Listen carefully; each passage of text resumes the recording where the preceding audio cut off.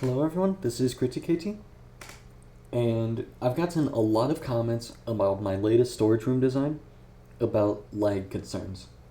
Because if you're going to have a bunch of minecarts in a storage room, these are all colliding with each other, which will end up making lag. I've seen a lot of comments asking about how laggy this ends up getting. And to that, I have some numbers to show. But before we do that, here's a tiny modifications to the design. This gives it a slightly better user interface without needing to waterlog the top rail, like with a different design. Anyways, onto the part of the video that you came here for. So these are the results. What I did, well, I'll go over what I did first, but to start, this system being completely empty, no minecarts at all, I was just getting 0.9 MSBT. I got this by doing /log TPS using carpet mod, and then I would press tab and then just stand still for a bit, wait for it to even out, and then pick about what the average was. MSBT is slightly higher. Might be because I'm recording. I did all this without recording. I just took screenshots and analyzed it.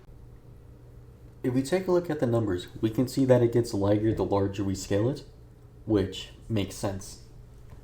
But it's important to look at how we use our minecarts. If you look at the 16 slices with 9 minecarts each, that is about the same amount of minecarts as the 6 slices with 25 minecarts each. However, the 6x25 has a lot more lag. Now, why is that? The reason why is because stacking multiple minecarts on each other causes more and more minecarts to have collisions. So if you have 2 minecarts on top of each other, that's only going to be a total of 2 collisions because each minecart collides with one other minecart. If we scale it up to 3 minecarts on a rail, then that ends up being each of the 3 minecarts collides with 2 other minecarts for a total of 6 collisions. So it ends up scaling pretty fast. So if we take a look back at the scenario where we have 9 minecarts in each of the 16 slices, compared to the 25 minecarts in 6 slices, we were able to see that there is a massive difference in the MSBT impact. What the numbers mean is the right side is the amount of minecarts it takes to add 0.1 to the MST. So spacing it across 16 different slices, we can use 18 minecarts before we add 0.1 to the MST. Meanwhile, on the bottom, it takes only about 8 minecarts before we add 0.1 to the MST.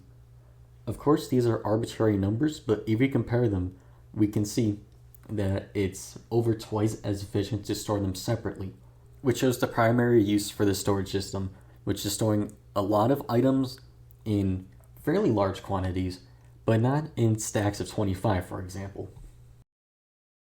So if you end up stacking a single slice with 100 minecarts, for example, which is a very extreme example, that ends up being a lot of lag. But then you have to think about it. If you have 100 minecarts worth of items, that is 100 shulker boxes worth of items. And if you have that many items, then you're probably already storing them in shulker boxes, in farms, or stuff like that. You do not need to store all of the items in minecarts, and I think that would be a little silly too. If you're dealing with that big of numbers, then I recommend just building a different storage system that handles things in shulker boxes, because it will be less laggy. The storage room is primarily designed for only storing a few chest minecarts of each item at once. Realistically, if you're going to have dozens of minecarts of each item stored, then I would highly recommend looking into a different system.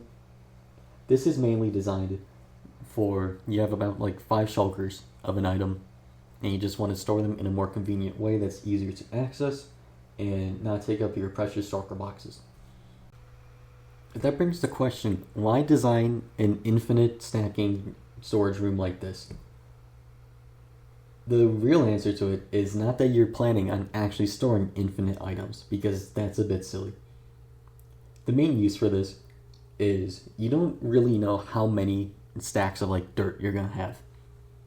So you don't want to design a system that is limited to only having like 3 chests worth, because it is really annoying adding more storage once you hit your limit. This is designed for stuff that you know that you're not going to have hundreds of chest minecarts for, but you don't exactly know how many you're going to have. You don't know if you're only going to have 3 chest minecarts worth of stone, or if you're going to have 10 worth of stone. So this design is very flexible for that. I also really enjoy the user interface for this design. I think it is a lot more convenient than going into a chest or going into a shulker box, because it is very easy accessing items and it is very easy depositing them. Another benefit that this storage hall has over other ones is you do not need to load this constantly. With many other storage rooms, which use automatic sorting, they might end up breaking if you unload them, so you end up needing to use chunk loaders in order to keep them loaded in constantly. Since this design uses only manual loading for everything, it ends up being very convenient for loading it, as the player can walk up, dump it in, and not need to worry about loading it constantly. If you find that this design might end up being too laggy for your needs, you can instead put it in the nether or in the end. This has the benefit of not loading it constantly while you're in your base while still being easily accessible. I would personally prefer building something like this in the end, because you can access the spawn platform in the end from multiple different locations across the whole world using different strongholds. This also makes it so you don't accidentally load it, and you can go in for a big trip to grab out items and dump them in. If you made it this far into the video, I want to thank you for watching the whole thing, and if you're interested in this storage room or other things like it, be sure to subscribe for any updates, and thank you very much.